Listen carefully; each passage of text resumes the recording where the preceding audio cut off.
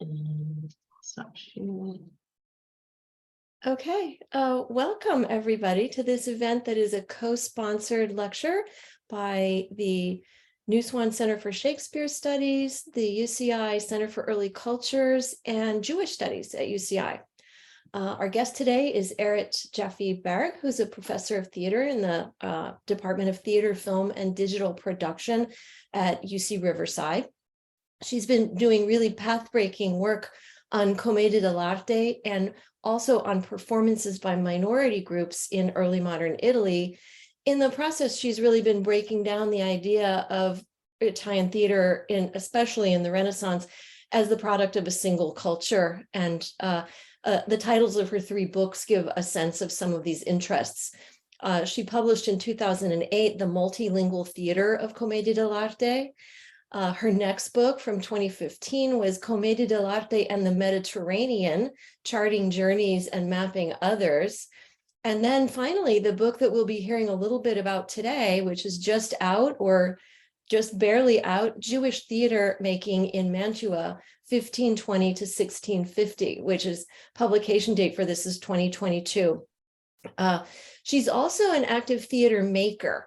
She's a member of the award-winning LA-based Son of Semele Theater Ensemble and also of Theater Debug. I encourage you, those links were in the announcement for this talk, and I encourage you to go and look at their programs because they're really fantastic. And you'll find Erith's name, throughout those websites for different productions. Very interesting stuff, very powerful. Her many awards for teaching and research include a UCR Distinguished Teaching Award, a UC Humanities Research Institute Fellowship, a Gladys Kriebel-Delmas Foundation grant, a National Endowment for the Humanities grant, and a grant from the Canadian Embassy.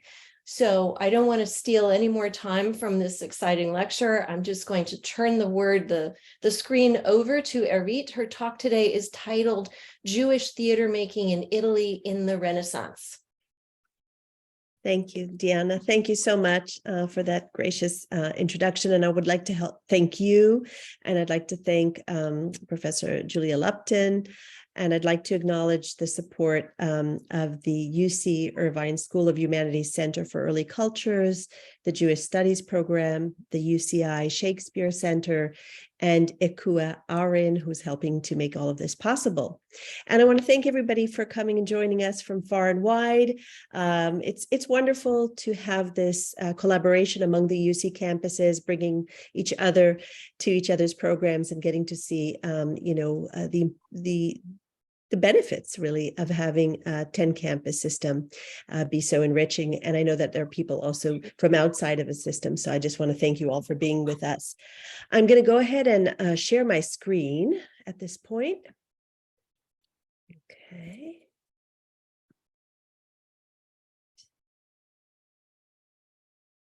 And I'm just going to look to people to make sure that everybody can see this screen here. Okay, great. Got the thumbs up. I'm good. So I'm going to gear this presentation to about 35 to 40 minutes in hopes that it gives us an opportunity afterwards to have a little bit of a Q&A exchange. I find those exciting because I get to see and hear what you've been thinking about. And I find that the dialogic nature of this is very stimulating in general. So as Deanna has kindly said, this subject's matter is a book that I published this year called Jewish Theater Making in Italy in Mantua in 1520 to 1650. Yep, there it is. There's the cover of the book. And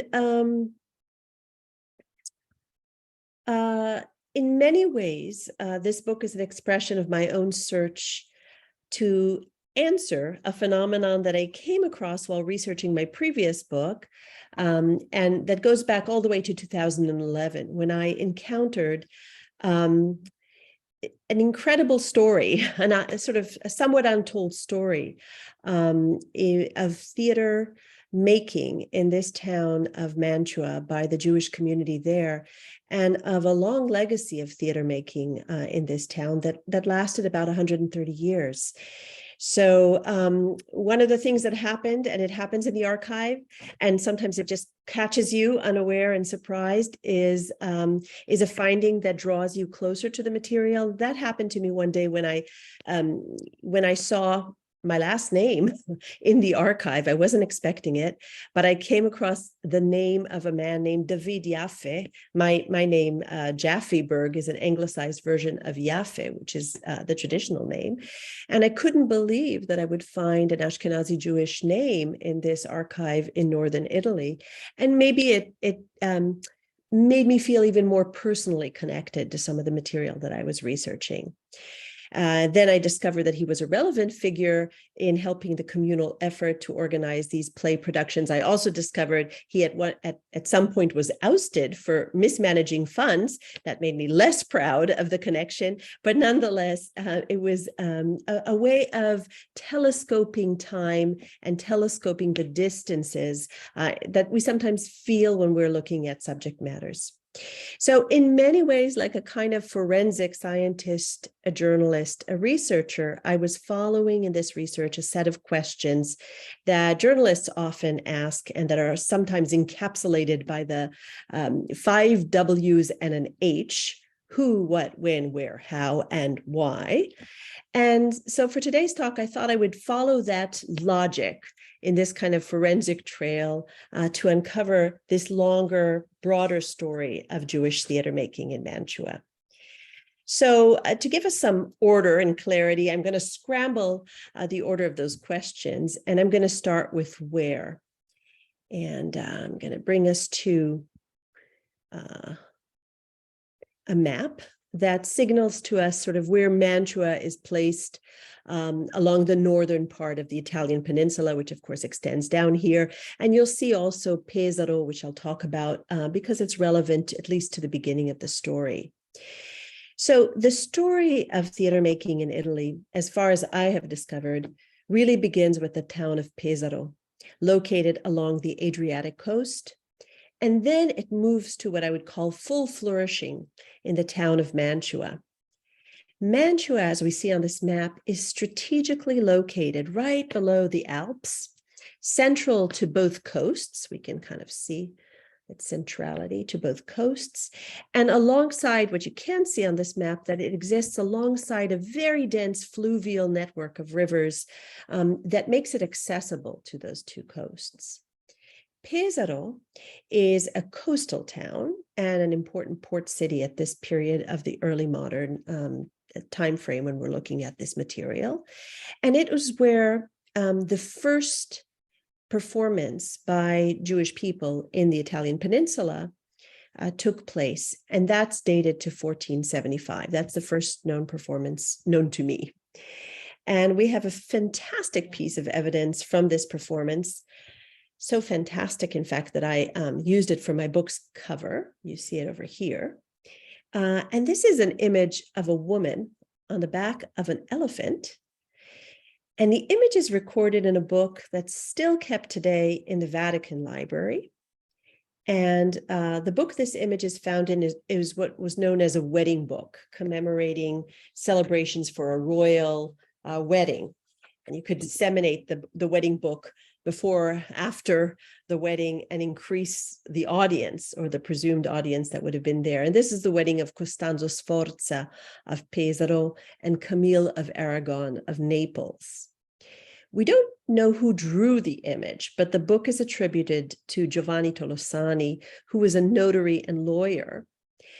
And the wedding itself took place in Pesaro, and one of its main features, and that's what's relevant to us, was a performance that was produced by the Jewish community of Pesaro at their own expense in honor of the married couple, and of course for their guests. So during the performance, the Jewish community staged various scenes from the Bible, from the Old Testament. And the scene that we see here is from 1 Kings Melachim Aleph in Hebrew, in which the Queen of Sheba arrives in Jerusalem, bearing exotic gifts from her home country, likely in Arabia, for the wise King Solomon. Now, the queen blesses and praises Solomon's God, who willed him to be king. And she presents him with gifts. She presents him with gold, with precious stone, with wood that she specifies is to decorate his house and also to make musical instruments such as harps and lyres. And he returns her generosity with gifts of his own. And then she heads back to her home. In the performance in 1475, it appears that the Jewish community added their own interpretative panache in staging this, because they shifted the animal that the queen arrives on, right? Biblically, it would be a camel, but they decided to make it an elephant, maybe for extra curiosity and wonderment for their audience. And whereas, of course, Queen Sheba was said to have been from the Arabian Peninsula and is described as black or dark, this queen that we see here is decidedly, of course, not. She's very blonde, very pale-skinned. And in fact, I should say that we don't even know if the queen was enacted by a woman at all. It could have been a male performer at this time. We don't know. And also, I want to point out another wonderful detail in the description of the performance in the book that Tolosani notes. And he notes that the elephant was so real in appearance during the performance that the audience almost didn't see the legs of the men inside the body. And I love that detail because it gives us a sense of the stagecraft at the time, right? We could see the theatricality of it all. We think about, pageants, and we think about different performances that we may have taken place in. And it's just a great example of how alive archival material can be. We can almost see the performance materialize in the description of this attempt to create an amazing looking and real elephant with stagecraft. And we can almost feel the sweat of the effort to make the legs of the actors within the elephant's legs invisible. So this is 1475. Now, in 1489, we have evidence that points to at least another performance by the Jews of Pesaro. And that is the enactment of the story of Judith and Holofernes, this time for the marriage of Giovanni Sforza, Lord of Pesaro, to Maddalena Gonzaga. And we have here an image from the great Artemisia Gentileschi. At this performance, the bride of the bride apparently needed a little bit of assistance from her brother, who had to explain what was going on the stage. And in truth, we can identify or sympathize maybe with this bride, because the violent and dramatic story of Judith beheading Holofernes makes for strange subject material, I think, for a wedding celebration. You wonder what was the community thinking at the time. But it certainly was striking, right? This is a very passionate story, and it certainly caught the attention of the audience, which included the Gonzagas of Mantua. And since we're still following the trail of the question where we are, I'll now sort of migrate over to Mantua, to the town of Mantua, subject of this talk, because it really is the key place for understanding Jewish theatrical activity at this time. So the town of Mantua and the Mantovano, the lands around Mantua, in other words, were ruled from the Middle Ages on by a family of princes called the Gonzaga. And they tried to assert themselves in ways that combined power and also soft power, or the power of diplomacy and the arts. And one thing that they did was they tried to make Mantua into a destination point for artists, musicians, and theater performers, using the arts to assert their power and influence. So Jewish people were allowed to settle in Mantua as early as the 12th century. And we know this because we have a Hebrew grammar book that was written by a man named Avraham ben Ezra, and it's written in Mantua. And there's also a mention of another Jewish resident at this time who was called Samuel of Mantua. In Mantua, as in other parts of Europe, Jews were permitted to live because they could serve, of course, the population by lending money, by pawning items, by providing small loans for farmers and other people whose livelihoods suffered in times when the weather or other circumstances changed.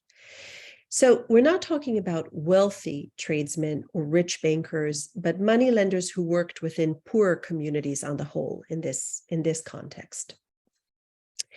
And while the Jews in Mantua and elsewhere were so-called tolerated, they did have to pay a Jewish tax, which could be quite onerous for them. This was one way in which the Renaissance world reconciled with marginalized groups. Toleration, of course, had its limits. And while Jews were allowed to work as lenders, and in some cases bankers, merchants, and artisans, they were periodically also victims of persecution, and their overlords decided that it would benefit them to raise the tax or to relax some of the protections, leading to violent acts that were leveled at the Jews. But relatively speaking, if we think about what's going on in other places in the European continent at the time, Jews fared fairly well in Mantua. And by the 1500s, we have a small but significant portion of the population that is Jewish. So just to give us a sense of that, early in the 1500s, there are about 150 or 200 Jews out of a population of 32,000. By 1587, that population grows, and we have about almost 1,600 Jews out of a population of 50,000. With another about 250 Jews living in the Mantovano, in the outskirts of Mantua. So this answers the question of where. Let's move on to the question of when. When did this population begin to take a hand in making theater? I guess that's our next line of inquiry. So I've mentioned that I would consider the first performance in Pesaro to date to the late 1400s. But if we're looking for a continuous and robust and fulsome tradition of theater making, then if we turn to Mantua, where that exists, we note that for 130 years in Mantua, we have this tradition in a way that we really don't have anywhere else in the Italian peninsula at this time. We have a continuous evidence for Jewish theater making on a near annual basis by members of the Jewish community there. So 31 years after the Judith and Holofernes performance in Pesaro, in 1520, we have the first evidence that the Gonzaga in Mantua were taking their inspiration and cues from Pesaro, when Jewish actors were requested in Mantua for a performance in honor of Marquis Federico II, the Gonzaga's accession. And his secretary, Mario Equicola, contacted another duke, this time the Duke of Ferrara, asking that the duke send over two Jewish actors, Salamone e Jacopo Ebrei, Ebrei is Jews, to help in the Mantuan celebration. Now this is 1520. In 1525, the Ferrarese actors were once again requested to perform at the Mantuan court. And this was done at the Jewish community of Mantua's expense. So the Jewish community of Mantua is paying for Jews who are performers established in Ferrara to come to Mantua and to perform at the behest of the Gonzaga dukes. And here we may a little bit already be anticipating the question of how and why, because what we have here is essentially free entertainment for the aristocrats, courtesy of the Jewish community. And I hope I'm already planting seeds for us to consider and to start to think about, what made the Jews such in-demand performers, right? And later we'll explore this, and the questions will start to answer, I think, themselves. So in 1525 in Mantua, we have another really interesting phenomenon that is unique to Mantua, and that is that alongside the performance for the Marquis, for the Gonzaga, for the princes, we also have another type of performance that is staged during the carnival period, and it is detailed in a wonderful archival bit. I'm going to just read it to you.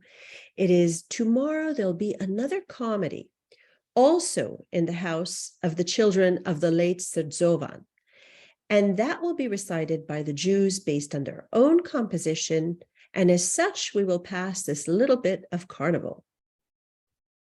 Okay.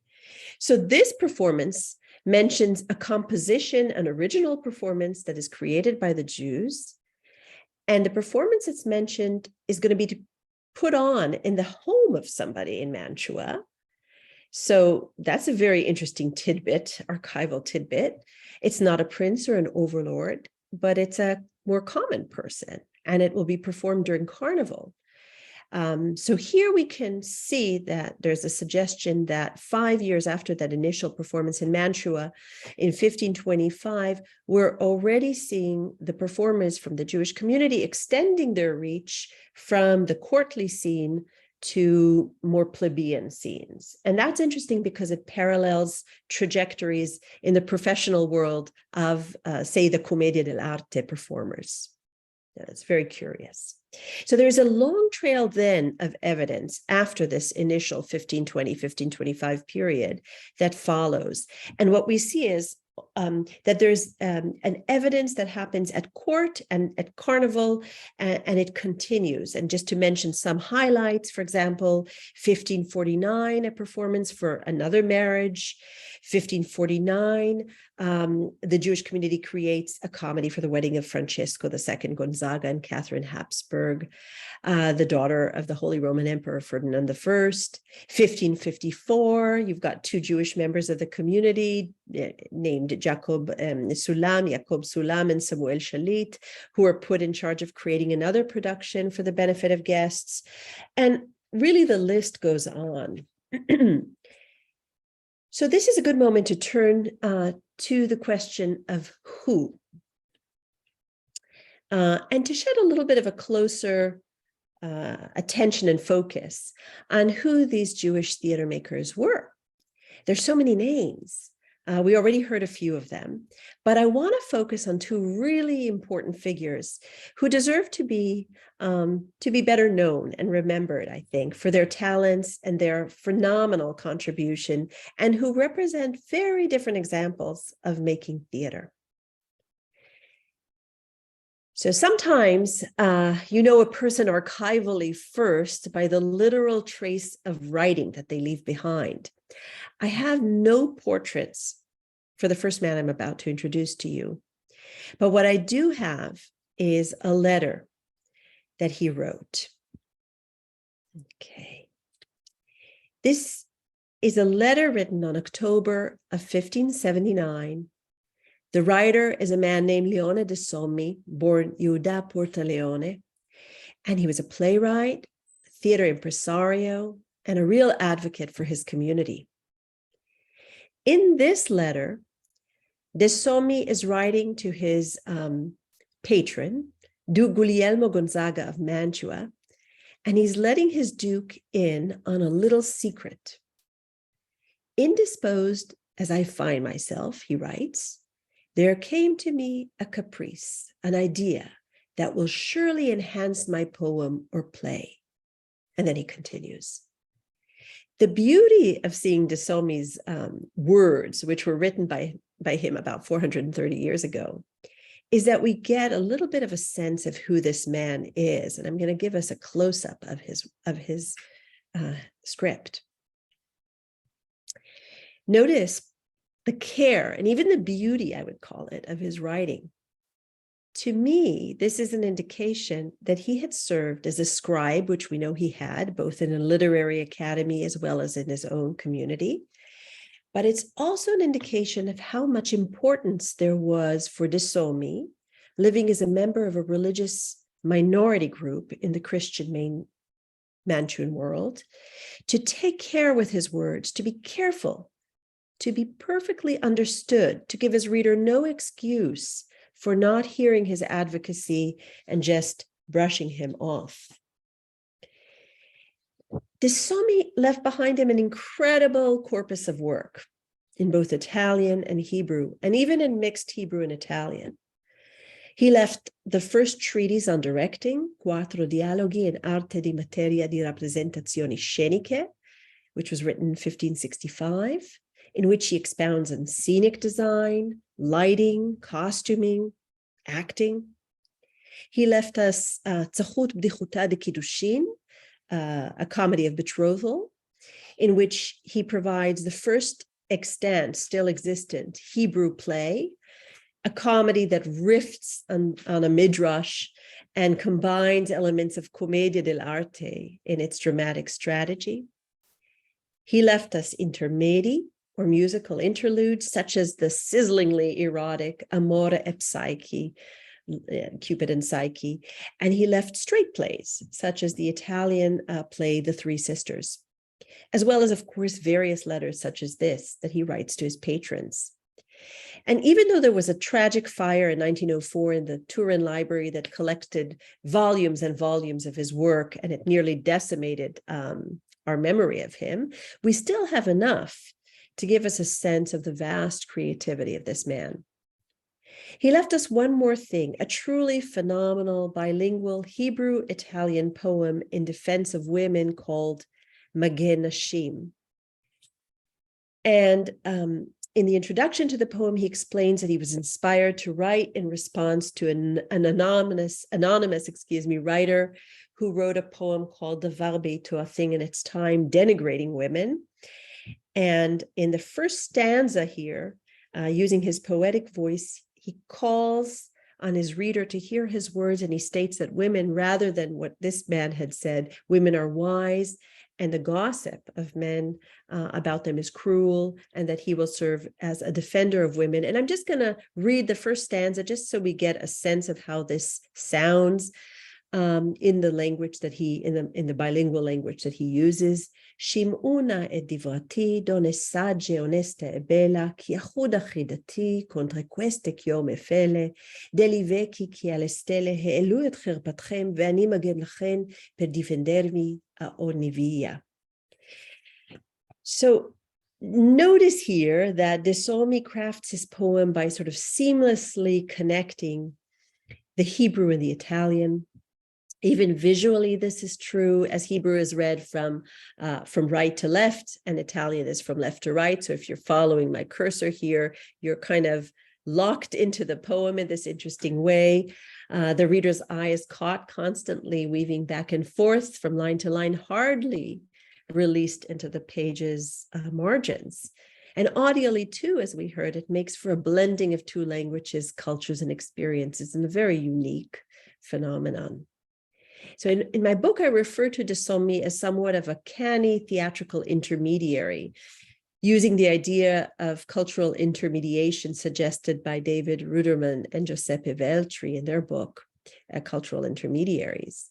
And I think that De Sommi was really a man who was living between two worlds, two languages, and two cultures. And he seems to benefit and thrive off of this richness rather than sink into the challenges that it presents.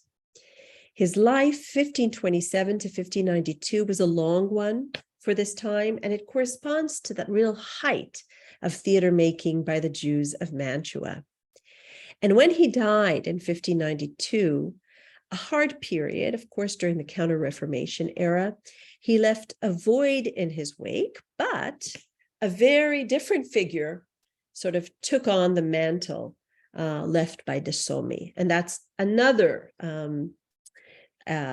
figure that I want to introduce to you. And again, in the absence of portraits, I can only rely on archival images to coax our imagination together. I only have a letter. This one is not even written in the hand of the man I'm about to introduce to you, but in the hand of a prince's secretary. And the letter reads, "We give permission, concediamo licenza," here we go. We give permission to Simon Basilea, the Jew, who with his voice alone is able to perform many characters in all the cities of this country, to be able to go and recite plays in any places in these states without having to have a sign of any sort on his hat or any other place, except in Mantua, where we would like him to have a single sign on. And this document is important, again, in answering the who question by highlighting the importance of an actor, a man named Simon Basilea, and who was also a resident of Mantua. Here, in this letter, the Duke confirms a license upon Basilea, which enables him to perform in any space he wants within the city and the Mantuan domains. And the permission spotlights the fact that the actor was not specific limited to a particular area, but he could perform in various Christian and Jewish places. And it also highlights the fact that Basilea was known for being able to impersonate various characters with his voice.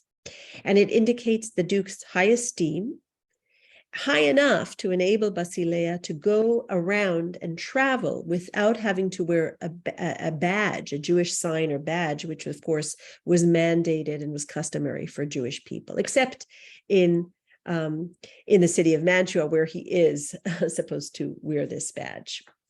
So I should mention that Basilea is sometimes also referred to by his stage name, which is Shlumiel. And in this interpolation of different voices, characters, and types, for any of us who hears the word Shlumiel, we may think about the resonance with another name, the Shlemiel, and we may think, well, maybe there is a connection here, perhaps, and even maybe this was what we would call the first Shlemiel on some levels. Okay. So I've answered I've raised and answered a couple of questions. I'm going to stop sharing for just a moment. I've answered the where, the when, the who, just to keep us on track.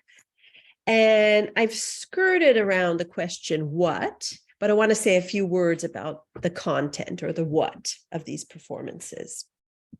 So we find a real versatility in what the Jewish players, playwrights, and the community as a whole were working on in this period of 130 years. We find intermedi, which are these theatrical interludes performed between the 5 acts of a Renaissance play. We find plays in Hebrew. We find pastoral plays depicting idealized nature, full of allusions to the classical world, the world of shepherds and nymphs. And we find comedies, of course.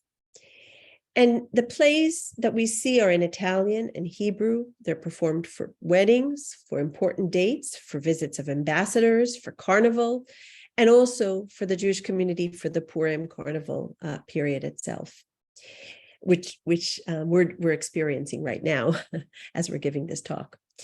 And this versatility is astonishing. And I want to highlight the fact that it reflected a kind of flexibility in subject matter that was surprising to me as I studied the material.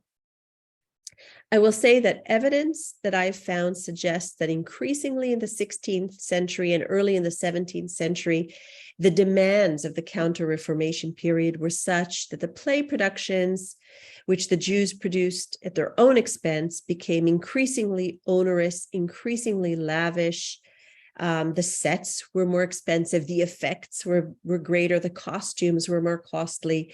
And so they became a little more of a burden to produce. And we'll keep that in mind, for the remainder of the talk. So let's turn to the how question, which remains outstanding. How did this community produce the plays? And, that question is answered in part by geniuses like De Sommi and Shlomiel Basilea, but it's also answered in part by the fact that the painstaking work of producing plays was shouldered by an entire community, with many people serving as leaders or masari for the productions, with many people doing the labor of tailoring and seamstressing, behind the scenes work as builders and as musicians, actors, performers, and dancers on the stage. So I see that accounted for in lists that are collected by the Jewish community itself, in which both the Masari as well as the various helpers of the community are listed, along with community members who lent shoes, costumes, and props for the performances, along with craftspeople who were paid for their services, and along with non-Jewish companies of actors such as the Commedia dell'arte performers, who also lent or borrowed items from the Jewish actors. Which of course brings us to the question, why? Why would a community of regular people living as an underrepresented religious group in Renaissance Italy, why would they put on plays? Why would they do this on an annual basis, knowing it's so costly and it requires such an effort? Weren't there better things they could do in their time? And conversely, why did the Christian overlords encourage it? Why did Christian audiences come to see their work? After all, this was the heyday of the Commedia dell'arte, the popular entertainment form that was so well established in the Italian peninsula at the time. And that included performers who were women and men, highly professional performers who were acrobatic on the stage, virtuosic, and could sing and could dance and could perform so fully. Why would they need the Jewish performers alongside of these professionals? So to answer this question is to enter, I think, the complexity of marginalized communities in early modernity. I think about performance as existing within a spectrum, including, on the one hand, a beautiful level of interpersonal, creative, and communal exchange, one culture interested in another, one community offering its creative expression to another, and receiving audience members offering their recognition of the performers, seeing them in a different light than otherwise would be possible. And at the same time, the performance could function as a sort of tribute, right? The Jews offering a communal tribute to their overlords, a thanks to the overlords who protect them and who let them live in their lands. And finally, along this spectrum, at the more extreme opposite of cultural exchange, these performances also functioned as a form of taxation.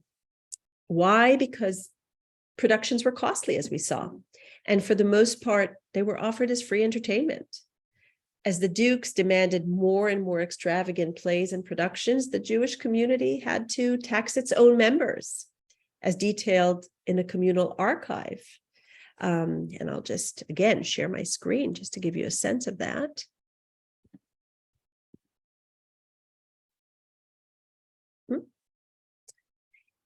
Actually, this is a picture from the synagogue at the lower level where the communal archive is found a few stories up. So we see that there is a challenging and difficult complexity to absorb here between exchange and wonderful cultural celebration and taxation that's onerous. And the question why, I would say, is also answered by the reality that these performances essentially ended in 1650. And at that point, I would say that the archival trail ends. It doesn't show any more productions. I mean, there were a few scant attempts at resuscitating the productions, but really nothing successful. So we might ask ourselves, why did the performances end? Another complicated question. And to answer it, we have to go back to history and think that around the 1629, 1631 period, we have a brutal war of Mantuan succession that is happening. A war for the Gonzaga dynasty that ultimately leads for the first time in 1631 to the exile, the forced exile of the Jewish population from Mantua. And when they return, 1631, they continue to put on plays, but the toll of that period is immense. Furthermore, we have a record of some problematic situations in which Jewish boy actors were converted to Catholicism after they finished their theatrical debuts. This happened in at least 4 cases that I found, and it raises the question about, again, the limits of cultural exchange that performances provided. The community was also being led by increasingly conservative rabbis by the mid-1600s. And so the community became increasingly prone to a kind of insularity for these combined reasons. Religious Jewish confraternities, like Christian ones, were on the rise. And perhaps the burdens of the costly productions became too much to bear, as the historian Shlomo Simonson has suggested. And by 1650, really, the Jewish community had largely forbidden theatrical performances for the Christian community, as well as for the Jewish community, even during the celebration of the holiday of Purim. Instead, confraternity revival occurred, and a new tradition of religious disputation took place. And it had never before taken root in Mantua, and that's interesting. Disputation in which the Jews defended their religious beliefs is very different, of course, from the open-ended interpretation of performance, theatrical or otherwise. And this new type of exchange was more reliant, I would say, on a more narrow band of interlocutors than performances had been. This was a very different type of performance. And it makes me think with appreciation about the rich theater tradition that had anticipated and preceded it. But I'd like to end on a more hopeful note, and that's why we have here the picture of the ark holding the Torah scrolls, and in the synagogue that's still standing today in Mantua. It's hidden inside a building. As I said, it's the same building that holds still the archival scrolls of the community, dating all the way back to the 1500s. And this building nonetheless survives, right? Along with the Hebrew ledgers of the community, which tells a story of a long established theatrical activity by this minority group working in the early modern theater world of change, transition, intervention that's happening all around them. And so I end with that. I thank you for your attention. I'll stop sharing my screen over here, and I think this is my invitation, I think, for us to consider opening up to a more dialogical conversation with questions. So I'll turn it over to Diana and to Julia. Thank you, Erith. That was really interesting, and what a rich encapsulation of all the material that is in your book, which I have not finished. So thank you for giving us that little tour. And I wanted to, first of all, the floor is open for questions. I'm only talking while people sort of think of their question or decide to get involved in the discussion. A couple of questions come to my mind, and one has to do with using the plays as also bits of propaganda to defend their own contributions to this culture. And the other one, which is a very different question, is about the relationships between the Jewish theater makers and that generation or so of commedia erudita authors who sometimes represent Jews in extremely denigrating terms in their comedies. Do you have any evidence of interaction among those, respect or hostility? So that was two questions. One is about using the plays sort of as coded messages to the ruling family, and the other one is about interactions with that more prominent or anyway that Christianized theater group of theater makers. Yes, Diana, thank you. These are both really important and rich questions. So I'll say about the propaganda question at first that I think there is a way in which the writers, with the original material or with whatever they're selecting as material, are choosing very pointedly to make a statement back to the community, the larger Christian community that they're taking part in. And I'll use one example.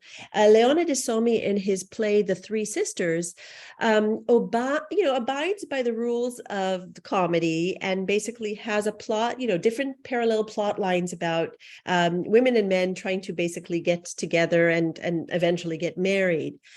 But there is a way in which he uses the plot also as a propaganda tool to argue against the forced marriage situation, which is happening, in which sometimes a person against their will from the Jewish community could be married off to somebody else.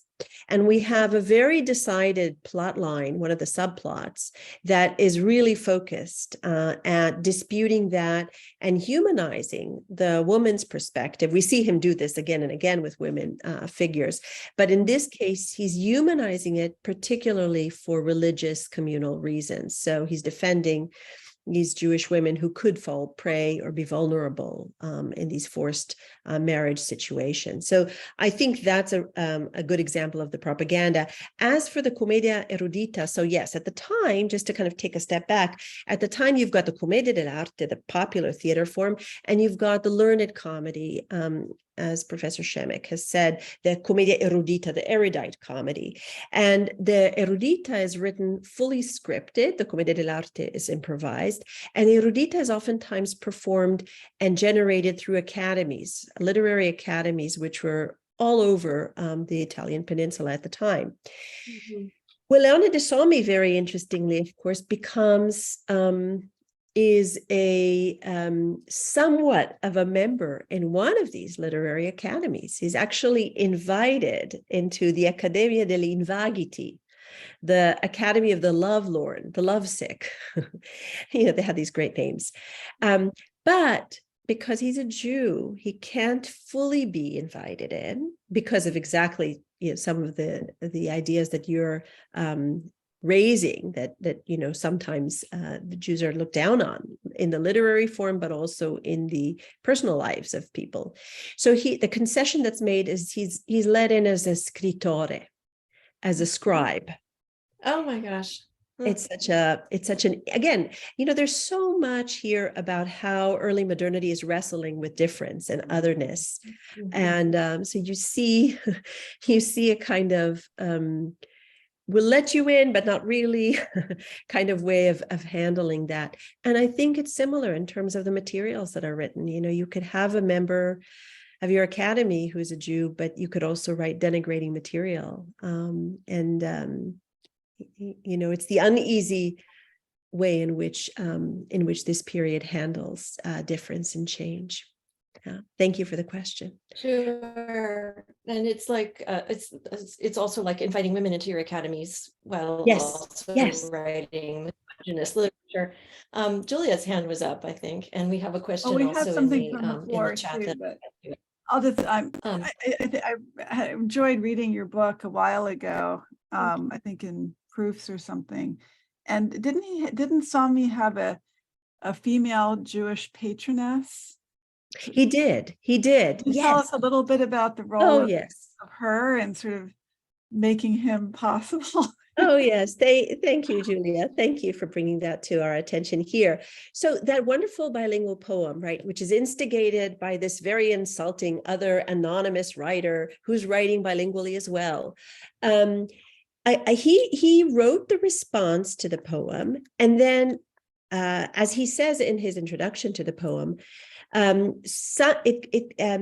I guess the rumor mill got started and people found out that he'd written this response. And among the people who found out was a woman named Hannah Rieti. Yes. And she's the wife of his friend, Reuven Sulam, who's a publisher. And Hannah says to him, you must publish this poem. You must disseminate it. And it is because of her that he actually brings it to light. Exactly. So that's such an important detail. And he inscribes her in the poem. In one of the stanzas, he says, and you brought this, and he does this wonderful pun with Hebrew. You brought this ein it's spelled Aleph Yud Nun.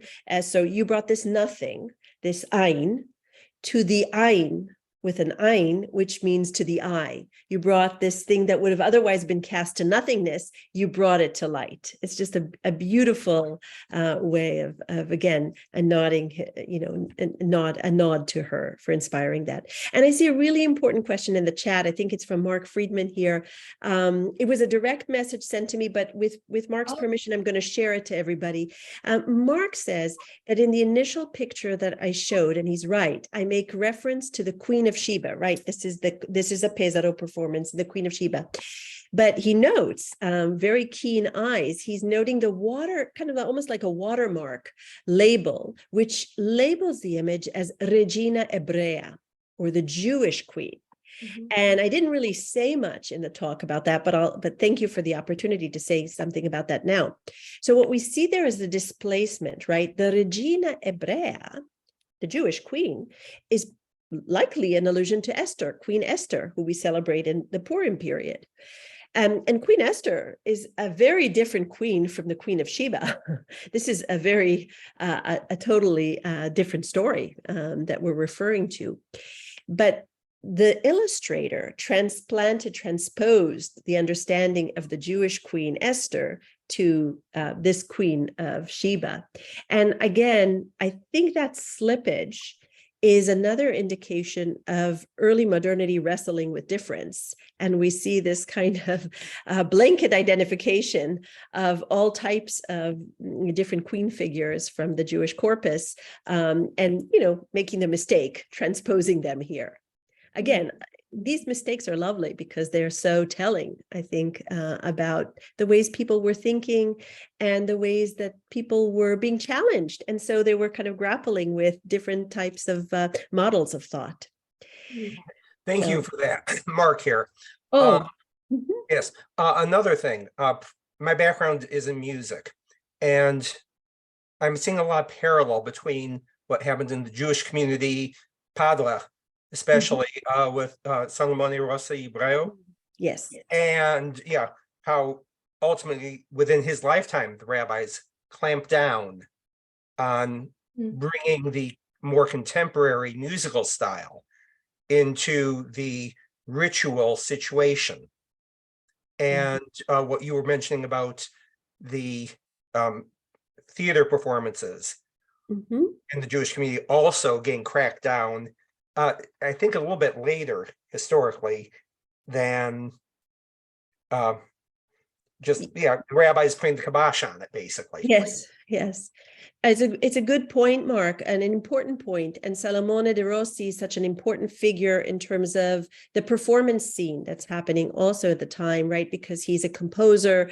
He's going to be writing music that is inspired aesthetically to somewhat with a blending of church music and the Hebrew liturgy. And he's very active in, like De Sommi, as in secularizing performance. Salomone Rossi also has a remarkable sister who goes around the Italian peninsula with the performer name of Madama Europa, Lady Europe.